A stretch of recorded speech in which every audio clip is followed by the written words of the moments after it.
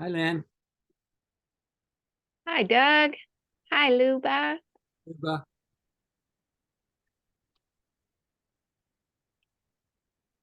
I think you're muted, Luba. Can you hear? Sorry about that. Okay. Hi, everybody. Hi, Luba. Now I'm unmuted. Now you are unmuted. Here comes Todd.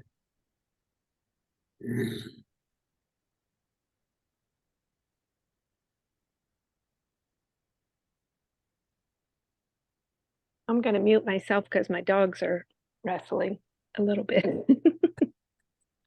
Is that Dick?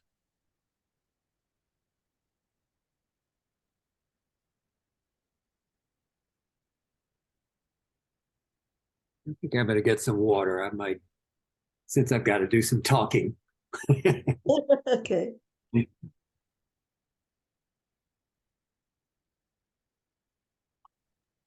Nice minister's minute.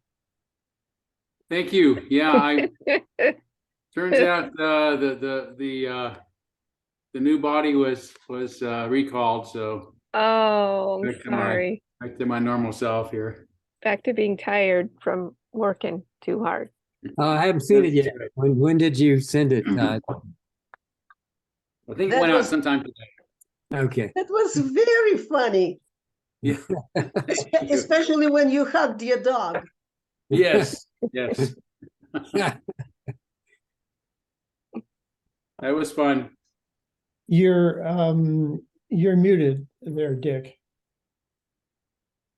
Same. Todd is very trim and fit in his video, his minutes.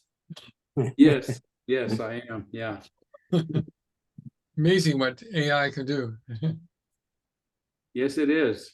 Just like Hollywood, Very much. except Yeah. Hollywood requires a whole cast of experts to do that kind of thing, or used to at least. It basically took 5 minutes. Well, actually, it took about an hour and 15 minutes to render, but it didn't take me 5 minutes. Well, Let's see, it's 4 o'clock, but let's see. And we got Catherine, huh, Catherine?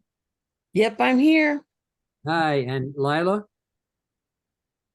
Lila is muted. That's Lila Gervin, not Lilia. We're looking for Lily. Oh, right. We're looking for Lilia. Okay, that confused me. And let's see. And we need Marilyn. Is she for minutes for taking minutes, right? I think she looks at the recording, if I remember correctly. Oh, that right? okay. Is that everyone else's memory too, that she? Yes. Okay, so she doesn't have to be here. Good. Yeah, at least she's done that in the past. I don't know whether she plans to do that all the time or not. Uh-huh.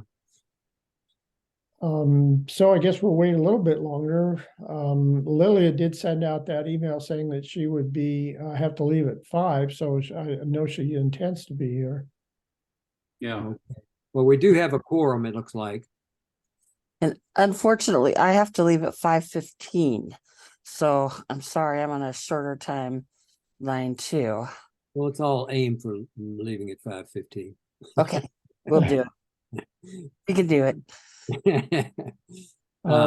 So we don't have to wait. Do you think we should wait, Tom, for Boy, Catherine? I don't think under the time pressure we under that we should wait. We should not. I don't think so. Yeah, okay. All right. The meeting is in order. And has everybody checked in? Anybody want to say something quick, check in, announce yourself any more than we already have? Hey, Lilia, I loved your glasses. Oh, there you They are. are very cool. Thank you so much.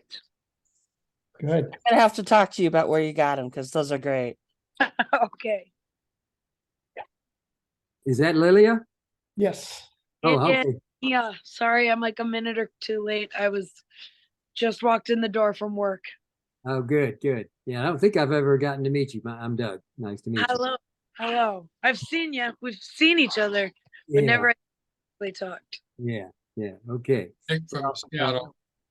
I might say we just had a little crisis with my oldest daughter, who's 52, and yesterday, about a day ago, she seemed to be really out of it and addled, according to her husband, and they decided to fly her from. She was on my cabin in Lopez Island. They flew her to a hospital in Everett and gave her all kinds of tests to try to figure out what was going on. In the end, they couldn't find anything, and she's recovering now. They gave her a lot of antibiotics in case it was, an infection of some kind, and it was, they did MRIs, CAT scans. That seemed like at first like it might have been a stroke or something, but she's recovering. And the only thing anyone could really come up with is that she, about less than a week ago, she had combined COVID and flu shots, and in the past has had kind of a bad reaction to that. Wow. And that could have been an issue here, but it looked like a crisis, but it's resolved. Wow. Thank goodness. Scary though, huh? Yes. Well, good. Tom, you want to check in? No, I don't think we have, my Okay. opinion is we don't have time to check in, so I'm gonna pass. Okay, well, let's see, the first order of business is to amend, if we need to, and approve the agenda for tonight's meeting. And Tom, I think you've got, Yeah, I'd like to amend it to add an item 4.1, which would be dealing with trustee resignation and appointments. Did you catch that typo I sent you, Tom? I read it and I couldn't find an error. So maybe we'll just have to discuss that when we make motions. I didn't see the error that you pointed out. There was there was a 24 termination date for position 5 when it was supposed to be in one place, and 25 termination date in other places. Well, we'll straighten that out when we get to that It was point. kind of minor typo anyway, and a kind of inconsistency there. Tom, why do you want that at 4 instead of 12? Well, because we need to have the appointments made at the beginning of the meeting so that effective immediately so they can participate. And I'm quite afraid that we may not even get to 12. Okay, all right, fine. Any objections to his addition there? Okay, so that's in there. Any other amendments to the agenda? So the agenda is approved. Everybody in agreement? Yes. All Yep. right. And then the minutes from September 27th. Does anybody have any corrections, amendments to the minutes? I don't have a correction amendment, but I noticed one thing that under the minister's report, Todd is referencing the posting of architectural plans for a possible church expansion. Is that going to, who's going to orchestrate that? And is there a timing on that? Well, I can talk about that now, or I was going to say a little something about it in Okay, you in can. my report. Yeah. I'll give you the Okay. latest in my Is there report. any need for church expansion right now? That's my question. Yeah, later. So anything else for the minutes? Okay, then they stand approved as submitted. Okay, Todd, you're on. Okay, opening words, is that correct? Yes. So it's a real quick one, but I think it's brilliant. It's attributed to Ralph Waldo Emerson. Do not go where the path may lead. Go instead where there is no path and leave a trail. Hmm. Nice. Okay, thank you. Let's see, the next item is Vice President's report in president's absence, and my report is all is well in a crazy world. All is well, other than the crazy world, huh? No, even the crazy world is all that could have happened. Okay, Todd, minister's report. Okay. Yeah, go ahead, excuse me. Yeah, go ahead. Yeah, okay. Yeah. All right, so just fill you in, the last 3 months I've been visiting congregations all over the place. As I look at it, I've gone to, well, I didn't actually go to a congregation, but I met with several UUs in British Columbia 3 months ago. I was in Carbondale, Colorado 2 months ago, and Muscle Shoals, Alabama last month. And then this weekend, I'll be going to Glacier UU Fellowship, which is, I only have to drive there. So, but I've been very busy on my Sundays off, speaking at other congregations. I think I'm going to try to not do that for the next 3 months, but it's been a joy, fun to interact with others in the world. So let's see. I think I'm gonna share a bit of the. I will include the operations team report in my report, if that's okay, to kind of streamline everything. So I want to just let you know what we discussed at our last meeting. Certainly getting the community auction up and running. We were still taking bids at that point. They were coming in slow, but as you could see from Sunday, there was an awful lot of items for folks to bid on, and the auction is now underway. So I hope you'll be among those who consider taking advantage of the auction. We are, they did look at gave us a first quarter financials report, and everything was right on budget at the moment, with the exception of our music director line. That is because when Deb announced she would be retiring, we tried to be as generous as possible by giving her her usual sabbatical at her full pay, rather than having her be gone in 3 days. So that's why we're having a bit of a shortfall there. I think we'll be able to make up for that in a little bit. The new sanctuary heater has been installed. That cost our capital repair and replacement fund just over $14,000. That happened. Hopefully we will not come into the sanctuary and find it cold just about every other week this winter.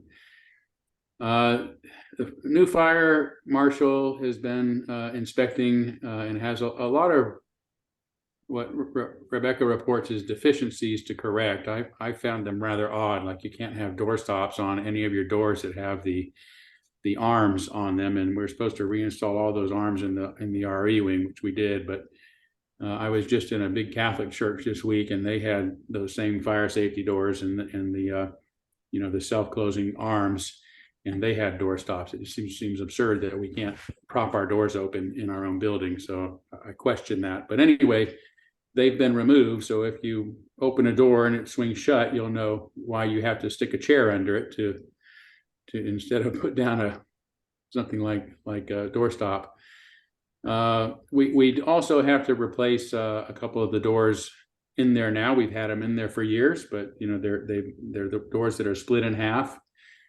The new fire marshal is saying those are not safe. They defeat the purpose of having a fire door, so we have to replace those with new fire doors. So we're looking into that. And also finally, the new cables with different locks have been put on all the parking lot gates. Hopefully that'll make it easier, more secure, but also easier for our folks to open up on Sunday. Good. Yeah, Tom. Yeah, on that one, from an usher standpoint, are the door stops on the sanctuary for your door? Are those going to be removed?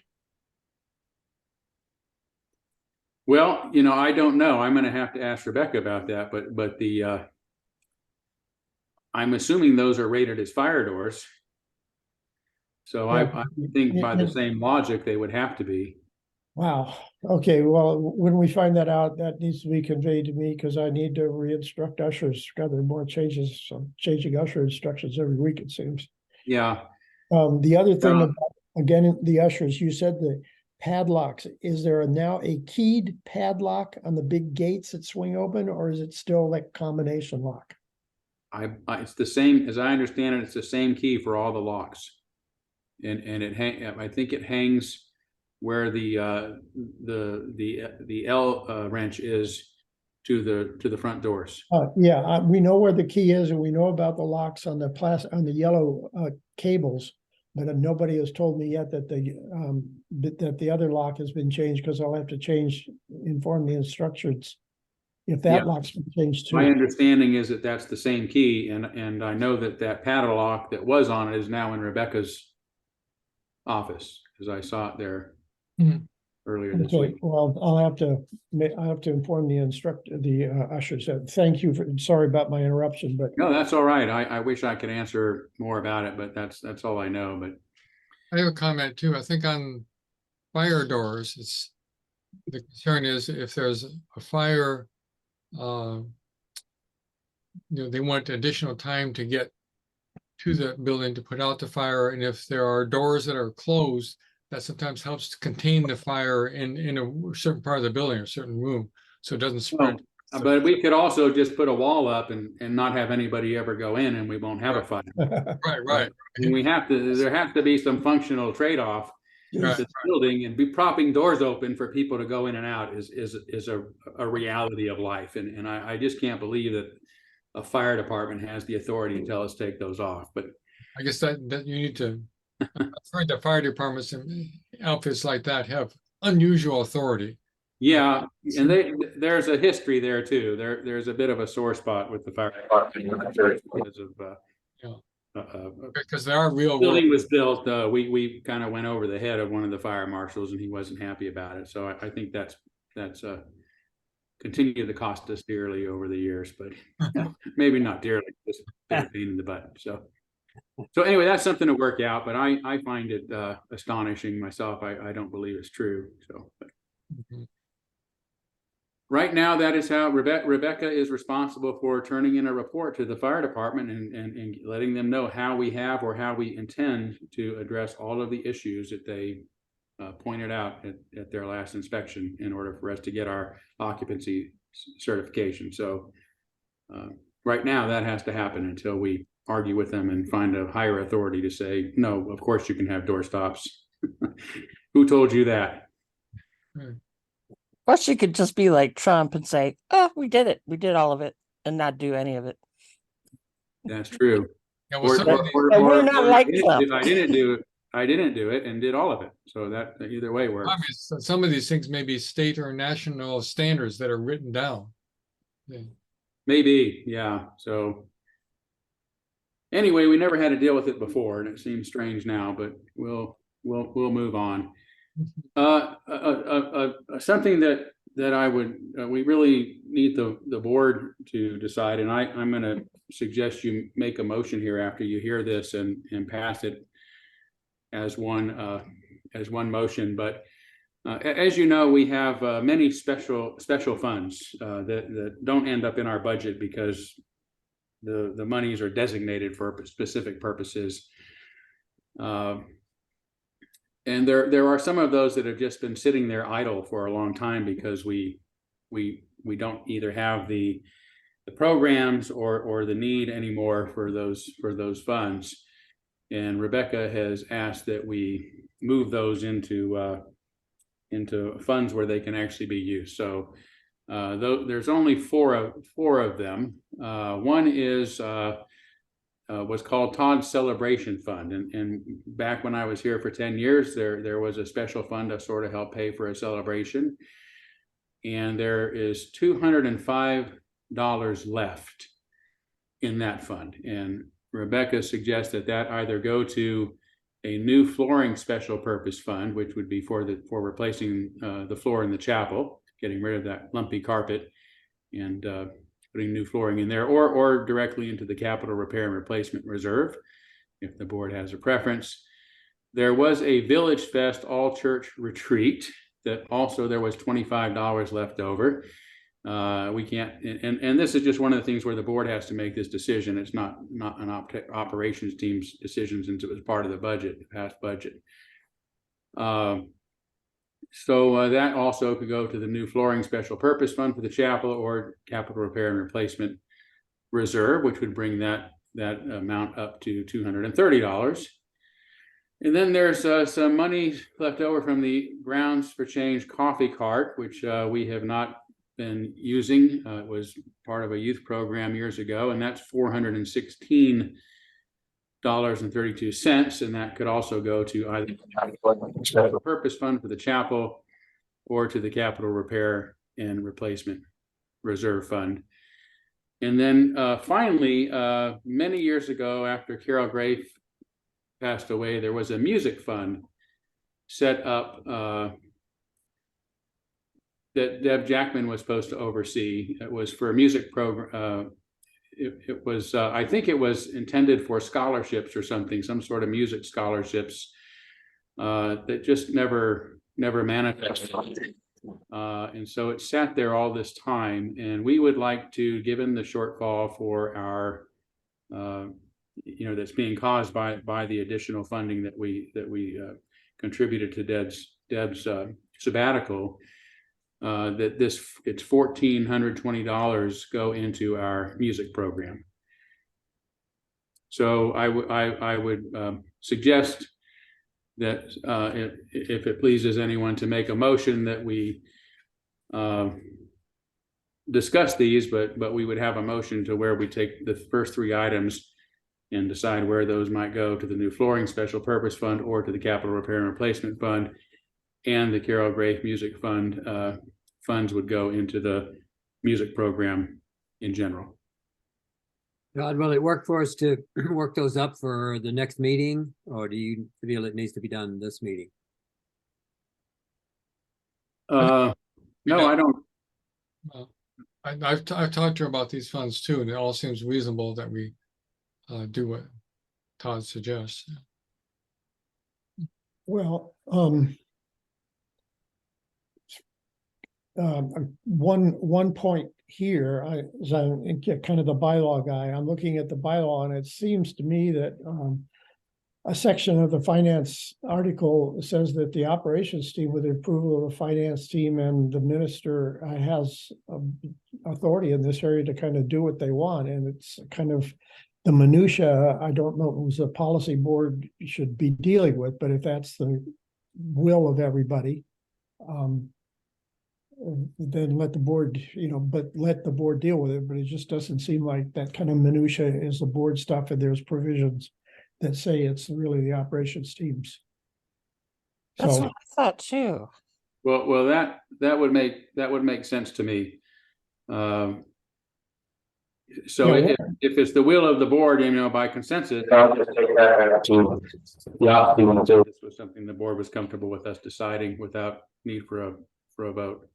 yeah, if we looked at the finance article, which is 3, and then section 5, it says that group of people I just said shall have complete authority to manage the budget, making such adjustments as needed to reflect unanticipated income and or expenses.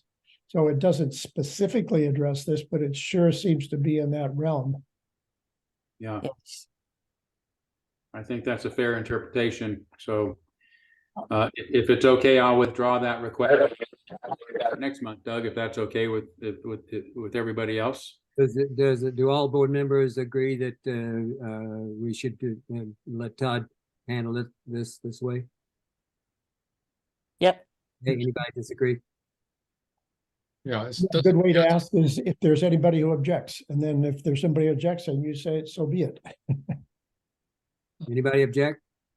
Well, I guess the only question is, when you create a special fund, is that under some kind of higher authority? I mean, does the board authorize special funds? So should the board then revise them? I mean, I'm not quite clear on the authority here in terms of special. No, I think usually if there's a special fund, it's created by the operations team. Okay, well then that should certainly, operations team should be able to change it then, yeah. Yeah, yeah. Okay, so you're authorized to go ahead, Todd. Great, great. Thank you. That makes it easy on all of us. I appreciate that. Okay, and then let's see what else I have on my agenda here. Okay, yes, I also would like to nominate Lynn Janician to officially a member of our shared ministry team, a new member of our shared ministry team. I have another person I've asked but have not gotten a response yet as well, Anna Morrison, but I would like to make that nomination as well. And you could either, discuss that now, put it off till next month if you don't think we'll have time to do so now, but just wanted to give you a heads up there that Lynn has agreed to do this, joined our last team meeting, and I think is going to bring a lot to it. So Thank I you, think Lynn. Lynn's perfect. Does that require the board's approval? that does, yes. Well, it's the terminology is the minister appoints with the advice and consent of the board. I didn't ever like that language when that got in there, but advice and consent, I guess we could say, is kind of approval. So I would make a motion that Lynn Janician would be properly advised and consented to be the minister's appointment. I'll second. All in favor? Aye. Any Aye. opposed? Okay, Is Catherine, are you raising your hand or are you asking a question? No, I was just voting. I'm Oh, okay. basically saying Lynn is absolutely Okay. the perfect person for that position, and I'm very glad she's willing to do that. It's wonderful. Thank you, Lynn. Appreciate it very much, and appreciate the board's confidence in both of us. But I can see why, in Lynn's case, it wouldn't be a problem. So thank you very much. I will say, Todd, also, I mean, if the board wants to approve or advise and consent or consent to Anna, I spoke to her at the potluck on Sunday, and so maybe she just hasn't gotten back to you because she hasn't been available or something, but she seemed quite agreeable about Oh, wow. that. Well, Yeah. great. Well, based on Lynn's information there, why don't we go ahead and take care of Anna Morrison here too then? Tom, you want to make another motion? Yes, a little bit different since we haven't actually heard directly from her, but we'll say that pending Anna Morrison's consent to be on the shared ministry team, that we as the board concur with advice and consent to the minister to appoint her. Good. Second? Do I hear a second? I'll second it. Any discussion? All in favor, say aye. Aye. Any opposed? Okay, Wonderful, wonderful. Thank you so much. And I have one last thing. I know it'll come up a little bit later if we get to it in our meeting, but I wanted to let you know what I did regarding my decision to at least try to remove myself from the UUA. Since I'm a member of this congregation, they count me as a member as long as the congregation is. So it turns out it's very hard just as an individual to resign. But I sent an email to the entire board, to the new queen that was ordained recently, as well as the vice president. And I'll just read it real quickly. This was my statement. To those concerned, please from your roles. I no longer wish to be affiliated in any way with what the UUA has become. Although the historic congregation I proudly continue to serve despite your efforts have worked covertly to help oust me, remains a member of your liberal institution for now. I ask that you please remove my name from your mailing list. I no longer wish to hear from you nor to know anything about your destructive efforts. Your rejection of the inherent worth and dignity of every person means your now dogmatic and intolerant association no longer represents my values. For example, you consider individualism one of Unitarianism's fundamental trinity of errors. Your 2018 study action issue on decentering whiteness calls for decentering individual dignity. You are doing away with the 7 principles, including our first principle, the inherent worth and dignity of every person, in preference for the chilling euphemism, our collective liberation. And you seem fearful and intolerant of any dissent, having completely eliminated letters to the editor in your propagandized magazine, and by financially attacking anyone or frantically attacking anyone who questions your unsubstantiated and indefensible ideas. I won't go into your disturbing decimation of democratic processes at the UUA, especially in its elections. This is so obvious as to be criminal. As an ethical being, despite your listing me as an uncooperative bully who is ethically unfit for ministry on your website, talk about projection, I cannot in good conscience remain connected nor identified with your dehumanizing and authoritarian association. I will, however, continue to remain a Unitarian Universalist minister, actively engaged in Unitarian Universalist ministry, and will continue to identify myself as such, having been duly ordained and called by the only body which has the authority to do so. Sincerely, Reverend Todd Eckloff. Very good. Bravo. They are the illiberal left, and that's what I don't want to be part of it. Yeah, That was beautifully said. thank you. Claps, all of it. Thank you. Should we Yeah. put a copy of that in the minutes? I can email it to you. Yeah, that would That'd be be great. Great. Maybe, is it going in the sun too? That'd be something nice to have in the sun, I think. it could go in the sun. Sure. I've been thinking of possibly running by petition for the board at GA 2024, not expecting to be elected, but just another platform where I can make some statements. That'd be great. Yeah. Great. Yeah, I think those things are important. In my case, I just would rather I want to concentrate on NAUA at this point and the positive things we can do to continue to rebuild the kind of liberal community we were used to. And I just don't want to have much more to do with the UUA as long as it's going down this path. You know, maybe it'll change someday, but I don't have to worry about that. We'll be here if they do. Right. I also wrote a pretty strong letter to them when they adopted this fat liberation statement a couple months back, just because of the way it was worded. And it seemed like it was seemed like they gave the task of writing this to this advocacy or activist group, and then just didn't even question what they wrote. And it was just like all the other identity politics kinds of things. If you don't go along with what we say, in this case, we're going to call you fat phobic, and we're going to accuse you of healthism. It's like ableism, some nasty thing about, yeah, you know, and they're creating a domain of, or they're actually encouraging name calling instead of actually having deliberation over issues, in this case of whether fat is healthy or to be nice or whatever like that, you know. And I have no objection to it if they want to celebrate their own fatness, but if we can't talk about the health issues of obesity without being accused of being fat phobic or something, then we got a real problem.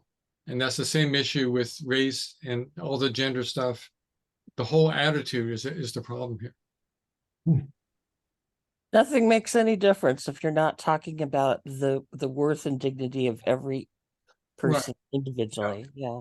And in the UMA guidelines, there are a number of places where it calls out name calling. It says name calling is a violation of our covenant and things like that. And here they're actually encouraging name calling when over things that should be discussed rationally. God, did you have more? No, that was my my report. Unless there's any questions. Mhm. And how about, did you cover your shared ministry team update as well there? Well, I don't have, if I were to give a report, I'd want to give it from the whole team. But what I will say that I'm kind of excited about, the direction we're going to take is you know, to actually look at some realistic issues that the church is facing. You know, for example, one that's on the agenda would be, you know, do we leave the UUA or something like that? And to have, you know, a large enough team to where, you know, there's at least 4 or 5 of us there, even when some folks can't be there, to discuss these matters, both as church members who have different opinions, as well as people who know church members who have different opinions, and can express those in these meetings. And we're going to use something similar to our Kakara technique to come up with an actual 1 to 2 page document every meeting that would then be entered into the record, shared with the congregation, shared with the board, on different thoughts about different issues, and you know, kind of work a process and have, you know, end in a way that makes a bit of sense out of it. So we're going to be adopting that format in our meetings in the near, well, starting next month. Well, that's great. That sounds really, really good. We need to deal, Doug, with this issue of the trustees. That was what was, we need to get that out of the way. Oh, So yeah, I'm sorry. Yeah, I skipped over that. Okay, so go ahead with that, Tom. yeah, this as just for background, and looking at the chart, we have position 5, which is now occupied by Catherine, and it is a 3-year term that expires in June 30th of 2024.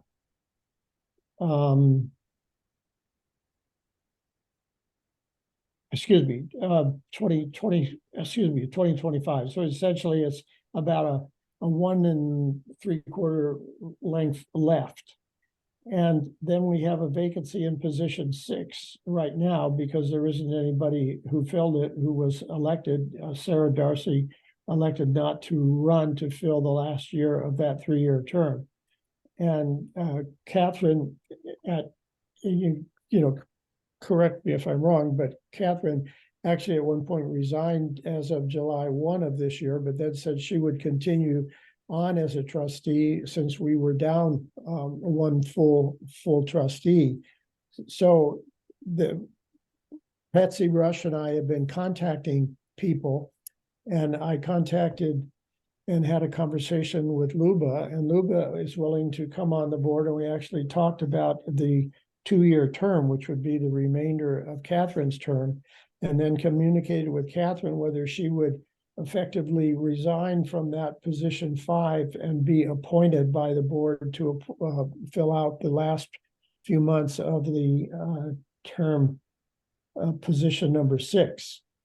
And that's the background. And you agreed with me in an email that that was okay with you, Catherine? Yes, absolutely. And Yeah, I don't even, I mean, the shifting around of those positions, it to me, it doesn't even warrant, you know, formal doing, you know, just switch me over. I'm very easy about that.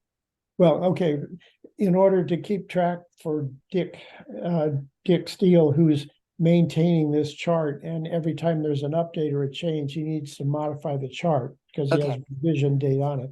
So we'll take that little formal step, and we can do it in 2 pretty simple motions. And one would be that I move that the board accept Catherine Trestrell's resignation from trustee position number 5, ending in June 30th of 2025, and that the board appoint Catherine to the vacant position 6, ending in 6/30/24, and that it be effective immediately. And if that's seconded and approved, I have that in writing. We'll send it to Marilyn. Without objection. Is there a second? Lilia's seconding. Okay. Any discussion? Questions? All in favor? Aye. Any nays? Okay, then we have adopted that part of it. Go ahead, Okay. Tom. And then the second motion, I move that the Board of Trustees appoint Luba Johnson to the now vacant position 5, and which ends on June 30th of 2025, and that be effective immediately. I second it. Favor or any discussion, any questions? Yeah, this is Dick. On what you sent out, Tom, on your first motion, there's a first line that you just read.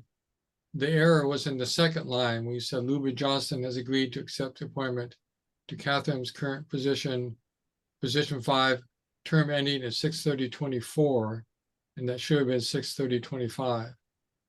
But that wasn't part of your motion, so it's okay. True. Okay, Okay, all in favor? I, Aye. Any objections? So passed. Welcome, Luba. Are you gonna speak Oh, to us thank now? you.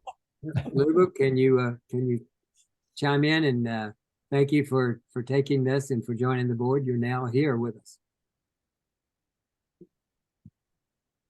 yeah. You're muted. You're muted. Welcome. Thank you. I'm glad to be here with you. Good. We're glad you are.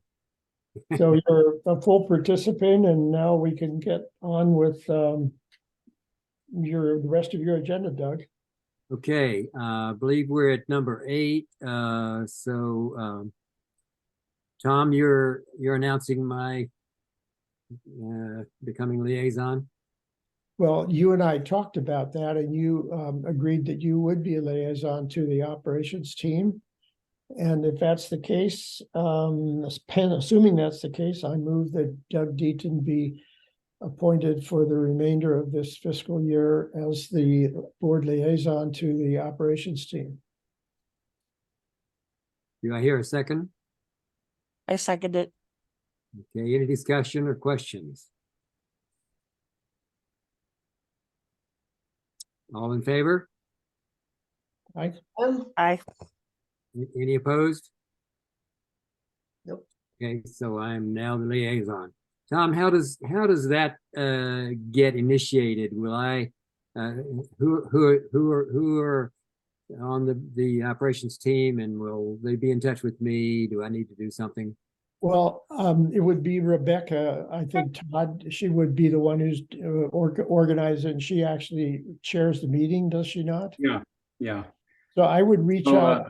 yeah, you'll reach out to her and just let her know, since she'll put you on the email list, and you'll get the emails with the links and the minutes and all that stuff, Doug. And hence ends my very short period as the board's liaison. I think I had one ops team meeting as your liaison. So thank you. It was a wonderful career while it lasted, but Well, thank you for your service. you're welcome. Yeah, I was going to be there anyway. Okay, let's see. Tom and Lynn. No, we've got treasurer's report next. Dick? Right. A second here. Yeah, I sent out the report which Rebecca put together, which shows it's called profit and loss versus actual. It was her, I think her second report that she sent out after the balance report. And it shows after the first quarter on each line item, how much income we've had, if it's an income item, how much expense versus how much the budget is. And everything looks pretty good. There were a couple of anomalies that she pointed out, and Todd has already pointed to one of them.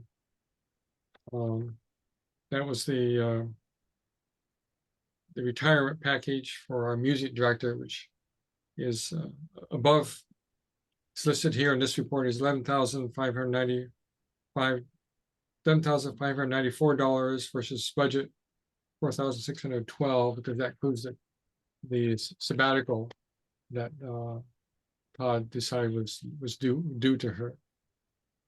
So I know, is that okay with everyone else too, I take it? Yeah, so unless there are any issues with that. The other issue was the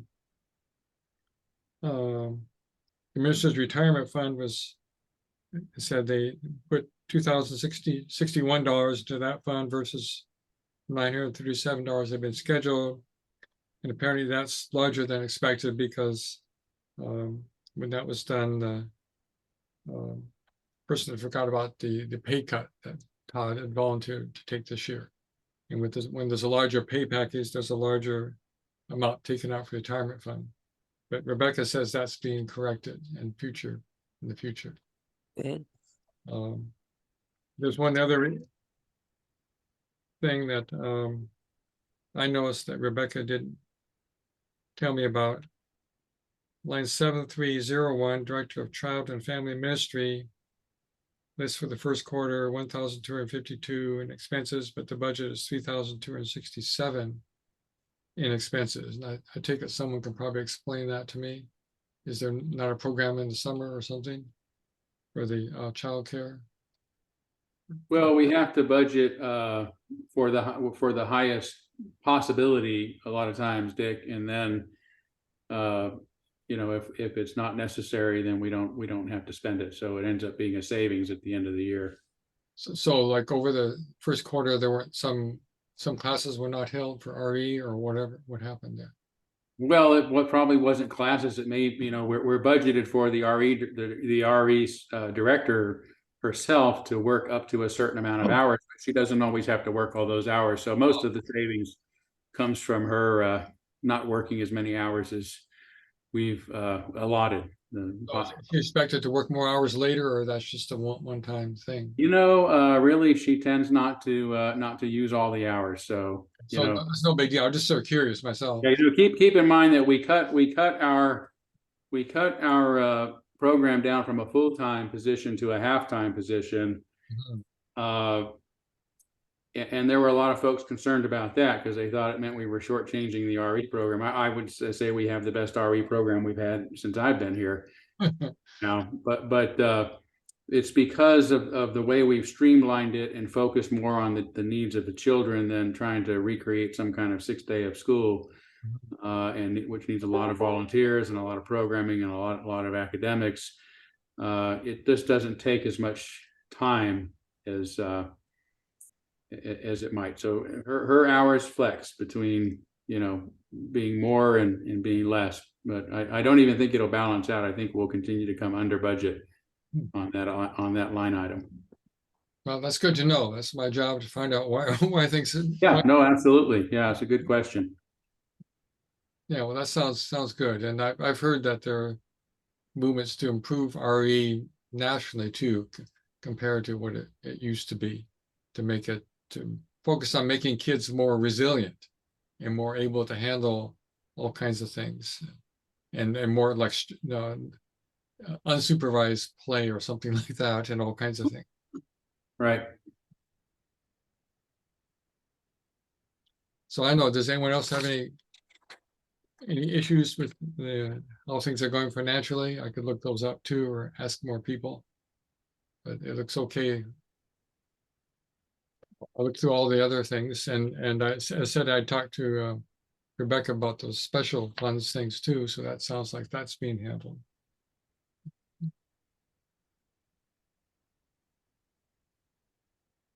But I'm still curious about the building expansion plans. Is that going to be talked about somewhere else? I didn't mean to talk about that in my report. I'm so sorry. I left that out. So that has financial implications. I'm trying to understand what's going on there. Oh no, just you may have forgotten from our last meeting, but prior to 2019, we were looking into the possibility of expanding our building because we had over 400 members and we're running out of enough room to grow. Mm-hmm. And some people donated about $10,000 worth of architectural drawings or to pay an architectural design company.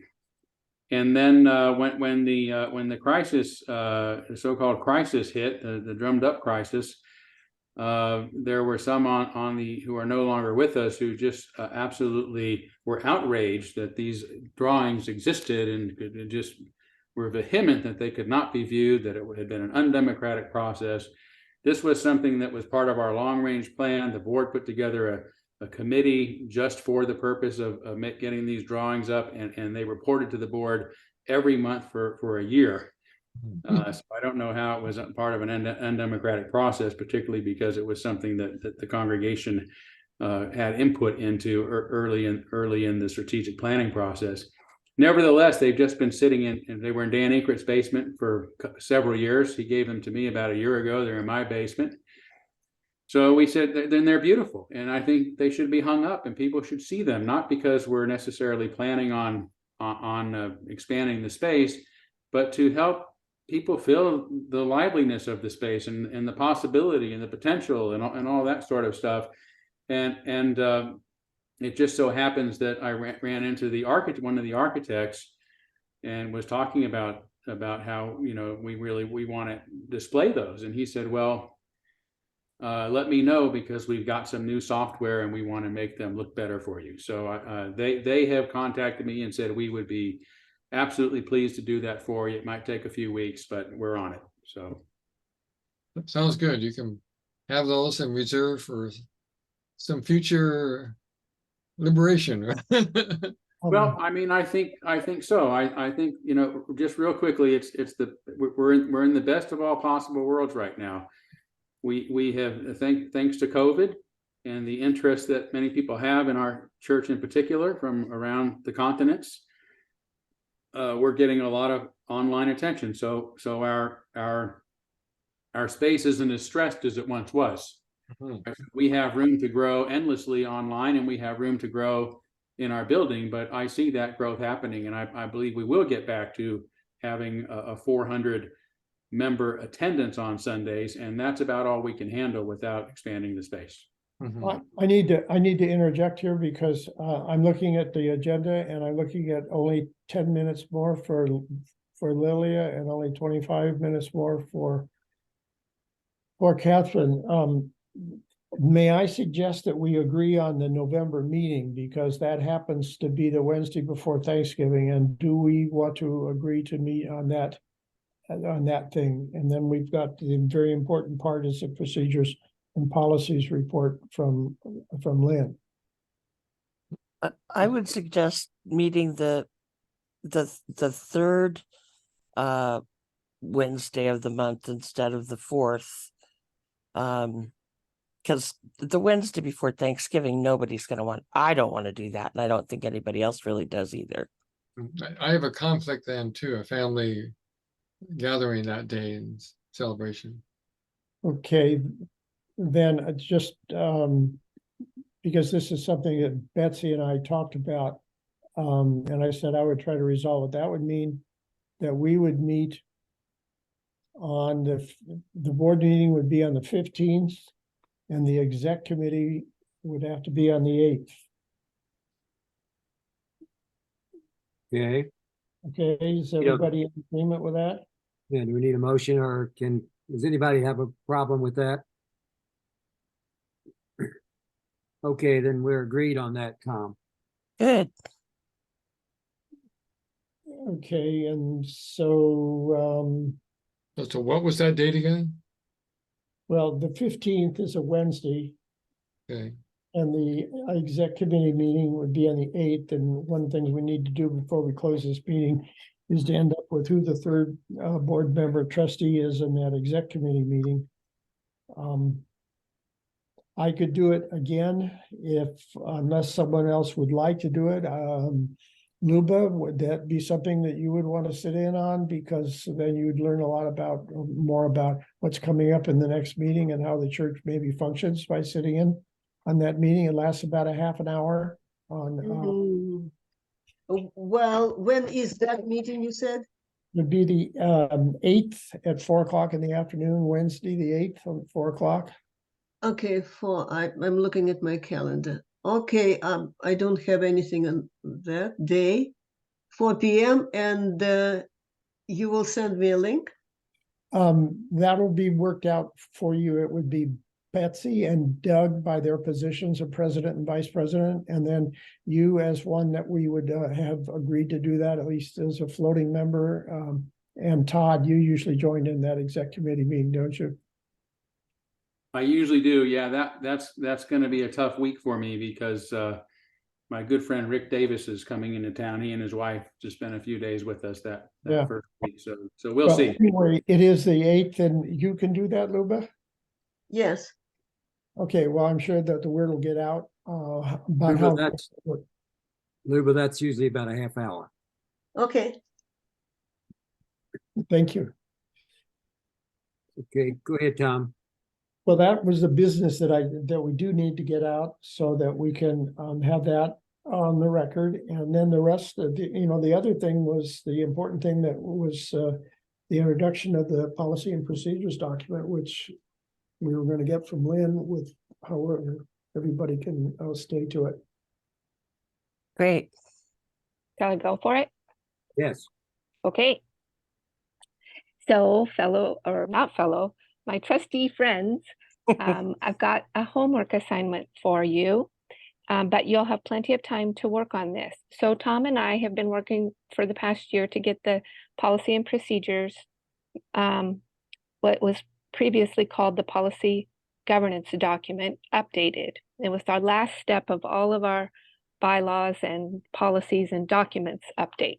So that is, our recommendations are done. And so what I want to go over with you today is what that document looks like. And I just want to give you a couple of minutes, particularly those of you who weren't part of our bylaws revisions and updates, because the document reads just like the way we did our version after version after version of bylaw updates. So I want to share my screen here, show you this document, which is a 21-page document. We're not by any means going to go over it page by page, but I do want to show it to you. And then at the end of this meeting, I'm going to send it to all of the board members, and I'll CC Todd on that because I'm sure he'll want to read it before he goes to bed tonight. And so what we would like you to do is take a look at this document, read through it, spend some time with it, take some notes on it, and give us your feedback and what your thoughts are. I'll explain a little bit more about that. The other thing I'm going to send to you in an email following this meeting is a very cleaned up version of the new document. So it won't have all of the things crossed out and all the different colors and all the different things that I'm about to share with you. It'd just be as if you rubber stamped the document updates that Tom and I are presenting to you and said, this is the now new clean document. The original document when we started, it was 21 pages. It's now down to 5. So yes, there are a lot of rules and policies and things that have been changed and that we are recommending just be struck or striked or whatever the correct word is there, struck out. Many of those things are things that perhaps were done in bygone days, but not things that have been going on in policies as the way the church has been functioning for many years, or they have just sort of fallen on the wayside, or we have made decisions to transfer some of those policies into bylaws, or we have had conversations in annual meetings about things we don't want to do anymore, like evaluations of the board members and evaluations of the minister and evaluations of everybody who walks through the door. So a lot of things got just swept away, and I'll share that with you too. I do want to, before I share my screen, I don't want you to worry too much about the formatting of this 21-page document, because it got very messed up when Tom and I were combining pages and Word documents and PDFs and trying to convert things. So I'm going to share my screen. go over briefly a few of the things that you'll be asked to read through. And then I will also share with you the nice clean document, just so you have an idea of what to expect in your email boxes. So one of the first things that we did, this is the original, the document that was, I believe, on the website, or the original, what was called the policy governance document. Tom and I, so anything that is in red is what, and crossed out, is something that we are recommending that we get rid of. And then if it's written in blue, it is what we are recommending we replace it with, the wording that we replace it with.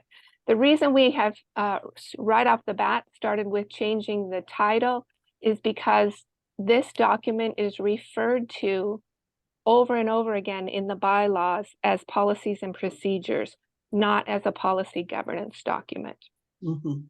So policy governance, of course, as you know, is our way of governing ourselves. But this document has nothing to do or doesn't explain policy governance. So it's not really that great of a title anyway. But it is something people would look to from the bylaws if they needed to refer to something in policies and procedures. So anything in black is the way something was originally written. So we aren't changing that. So for example, the first thing in the policy governance or the policy and procedures is our end statements. And rather than saying this every single bullet point here, the Unitarian Universalist Church of Spokane is the universal blah, blah, blah. We just started it out at the top. You can see where in blue is what we're proposing. We changed that to. I'll give you an update as to what this yellow highlight means in just a second, but I just want to go through, scroll down here and show you all the red things crossed out. Blue things, again, are the recommendations we are making. Black is the original wording. So as you get down a little bit further, you'll see there are big sections completely just knocked out. And a lot of those are because we have made them into bylaws over the course of the last couple of years. And again, some are because they are outdated. You will see my own little notes in here, a few places where I've got highlighted in purple. It's just our work where Tom and I were working on these documents week to week. So you can just kind of ignore some of that stuff. And again, ignore some of the formatting problems that you will see on this document and pay mostly attention just to what the words say. Okay, there are two places that are highlighted in yellow. One is the very beginning of one of these end statements. And this one came up early on in our discussion, just wondering if the board wanted to be thinking about expanding this end statement to include some sort of an outreach. We certainly are now making our presence known to those beyond our sanctuary walls, and that has a lot to do with just Zoom and members from all across North America now, as you all know. So that might be something to be thinking about, discussing that end statement changing. And then way down at the end on one of the very last pages here, there's one more yellow highlight, and this is not something we have time to discuss at all today, as we certainly understand that, but it is something definitely that the board will need to be thinking about. So there is a very outdated complaint process in the policy and procedures manual. It consists of this flow chart that is really, actually, if you take some time and look through it, you'll say, this is really outdated and doesn't really make a whole lot of sense. And it hasn't really been followed. I don't know, ever. Maybe it was prior to my belonging in governance or something, I don't know. But at any rate, we are recommending that we delete this entire flow chart and reconsidering whether or not you want or need a policy for complaints or grievances at all. So that is a discussion well beyond the time that we have today. It's something for you as individuals to think about, and then we can all, or you all can come together and have a nice discussion about that topic. So again, I'm going to send this to each one of you. Please read through it, take some notes, and we can all have it back on the agenda in the November meeting or December, whenever it is you want to put it back on to the agenda for making some changes or saying, great job, Lynn and Tom, we love it. Before I stop sharing the screen and bring us all back in, I will just pull up what the clean draft looks like, so you kind of get an idea of, also, I'll be sending this to each one of you. This is what the document would look like if you just said, yep, that's the way it is.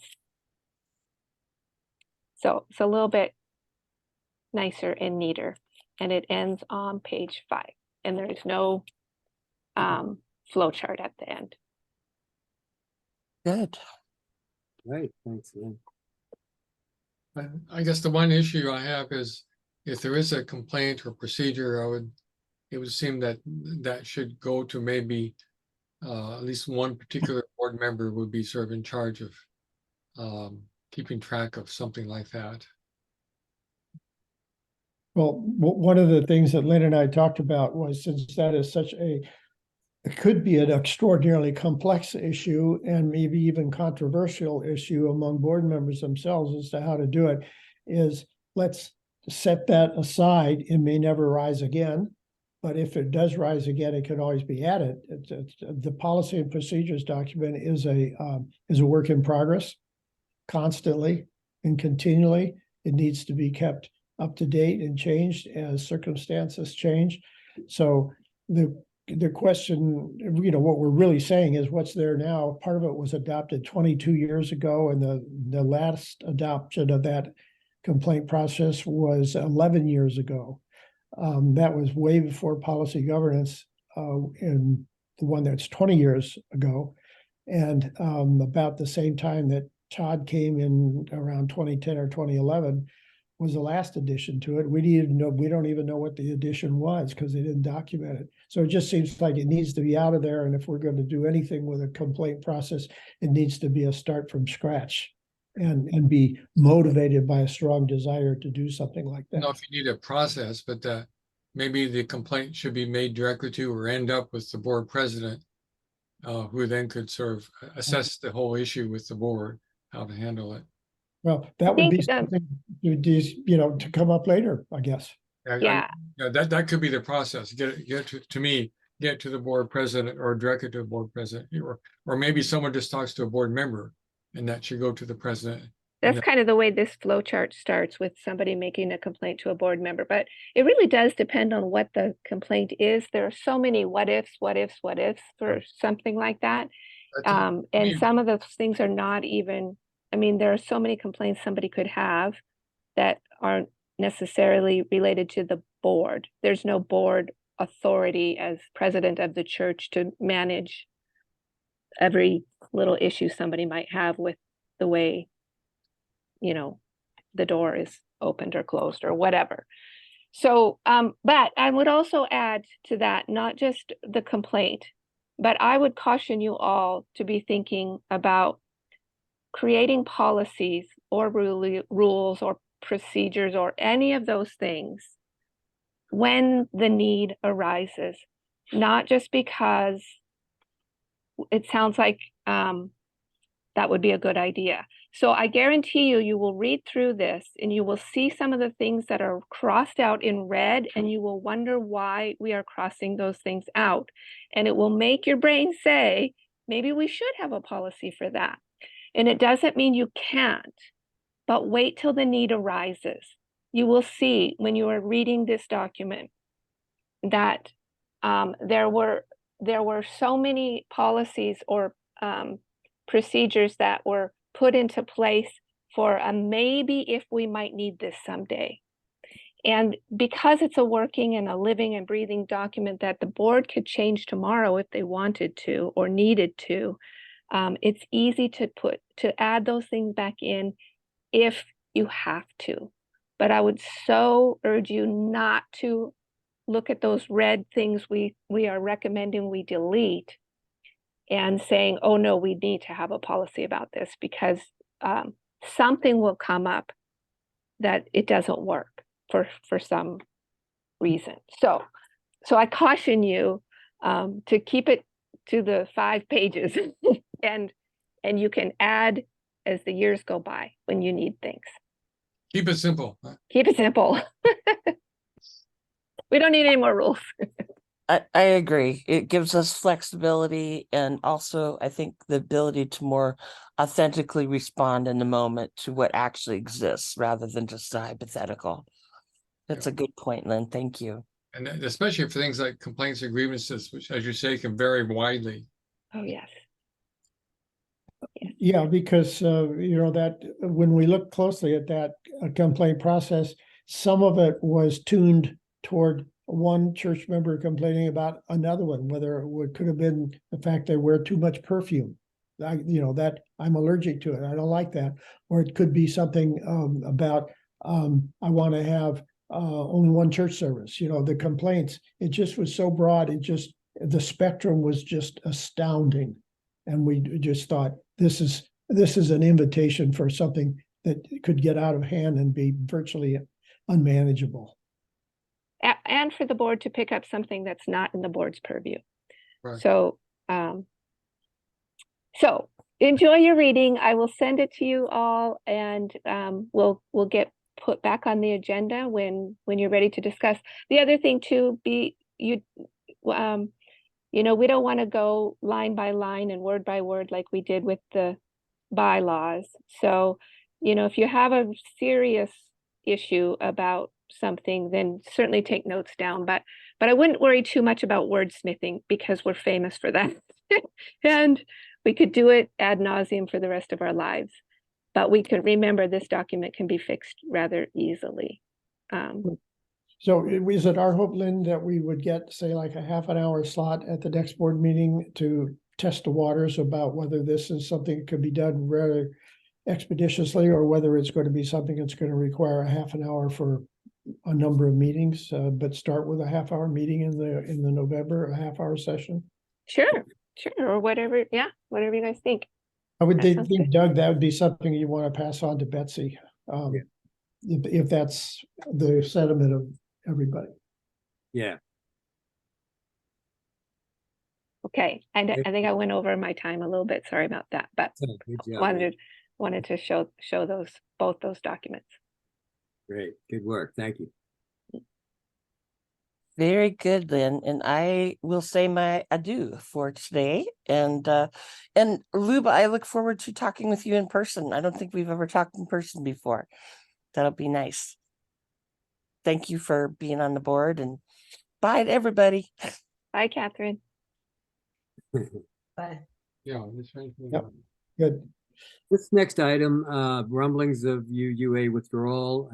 Did Todd already cover that, or is someone leading that?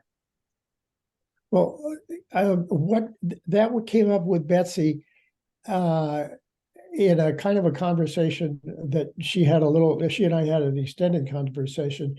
Her intention, if she were here, if I could try to guess what she was, not guess what, but to relay what was on her mind, is there's conversations going on about whether the church should take the initiative of leaving UUA or wait until something precipitates us having to decide something from UUA coming down that we can't deal with and don't want to accept. So she was wanting to have a conversation with the board, and maybe since she had this feeling it ought to be, postponed until the next board meeting as an agenda item. But her idea was the board should be discussing this to find out whether they need to address it at a congregational level. That was her, where her thinking was. I thought I'm having right now is that based on what Todd told us about the kind of new format for the shared ministry team, that maybe we could ask them to or wait, count on them to initiate that and to come to us with some suggestions of what we might do. Todd, does that make sense? Yeah, I think what we can do is take that up at our next meeting is the issue that we want to address and use that perhaps as an addition or starting point. It does of course take a congregational meeting to make that decision, so it would have to eventually show up, whether it's next year or the year after, if at all. As a motion that somebody would make, and again, according to the bylaws, there are a group of members could call a special meeting, the board could call a special meeting, I could call a special meeting. I'm not going to do that in this case. I'm too close to it. So I do think that there will have to be a board discussion. So maybe our report could help inform the board, and you could postpone this until next time and at least use that as a launching point, and we can try to get it to you before the board meeting for you to look at what we've come up with. I think that's a good suggestion, Doug and Todd. The shared ministry team is supposed to report to the board each spring, twice a year, spring and the fall. And this is an issue that could well be, I think Doug's suggesting this be referred to the shared ministry team to come back to us in November when Betsy will be here and can be more engaged in the conversation after you all have, present us with some thoughts. Great. Okay, anybody have other comments or I had concerns? one thought on that. It doesn't look like there'll be a necessity to withdraw from the UUA right now. And maybe like we were discussing, we don't know what might happen. I don't think we can anticipate. Dick, I think it's more something we need to discuss. I may hate to cut you off, but I don't think it is something that we would discuss or determine tonight. So it needs to be part of a larger conversation. Right. I'm thinking of the kind of situation that might arise is if the UUA did something that forced us to choose between them and the NAUUA. And that's conceivable that they might do. We don't want to discuss it tonight. We want to. Right. But that's the kind of thing. I think we can handle that whenever it happens, you see. Okay. And part of what might be a part of the report, Todd, would be, if the amendments to Article 2 pass, would it be one kind of a thought, and if they don't pass, would it be another kind of thought? So, maybe even a perspective that you guys might look at it from that point as you report back to the board. That's a good idea. Lynn, would you help me remember that? Because I think that's a good piece of the conversation. What, if anything, does Article 2 have to do with the conversation? Okay. All right, thanks. Let's see, old business board of trustees replacements. We've already done all of that, have we, Tom? Well, there's still Betsy Ross had a feeler out to a conversation, initial one I know with Bill Morkill, and so she's going to pursue that when she gets back from Ireland. And as I got it from Catherine, of course she's left now, but one of the things she did tell me in her recent email to me back was that if the board is able to, if we're able to find another appointment, she really would and feels that she must be on notice that she may leave at any time, depending on her personal circumstances with her mom. So she said, if you can find another appointee for my position, she's completely open to that. So I think that item ought to be continued to the next meeting, and we'll get a report from Betsy and then, decide whether to pursue any other names if she didn't come up with some contact with Bill. Oh, okay. All right. that's all we need to do with that right now then, right? Yeah, just add it on as an old business item, just Okay. like it is there, because it'll be on discussion oriented toward Betsy. Okay, good. All righty. I believe that's it, unless somebody else has something we need to address. Let me ask you, Marilyn, I included you in that email where I had the motions and I read them virtually verbatim. Do you, if you, assuming you got that, do you have enough, or do you want me to send you something else again in writing? I haven't read the emails yet, but I'll take a look at those, and if I need any more, I'll get back to you. Okay, good. Thanks for doing the minutes, Marilyn. Yeah, nice job. Nice job. Okay, anybody have anything they want to say in closing?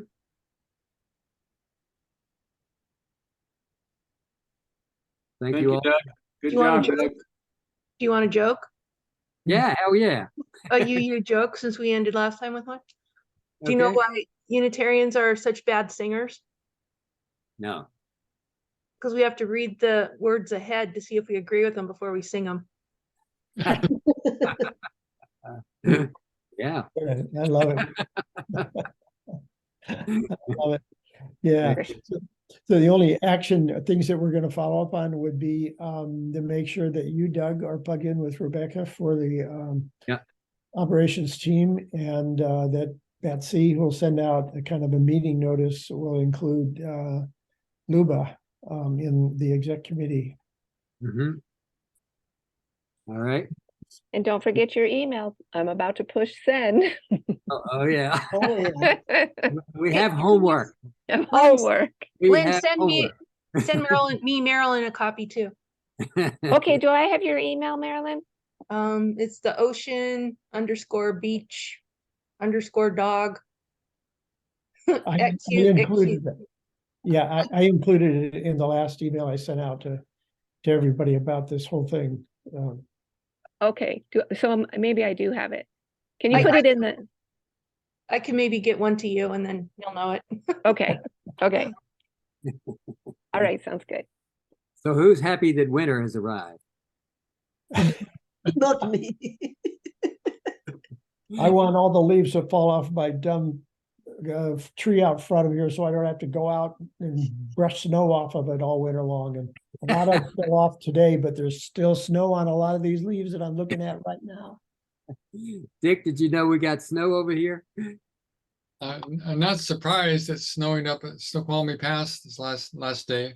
Yeah. Crazy. Well, all right, this meeting is over. Thank you all. All right, nice job, Doug.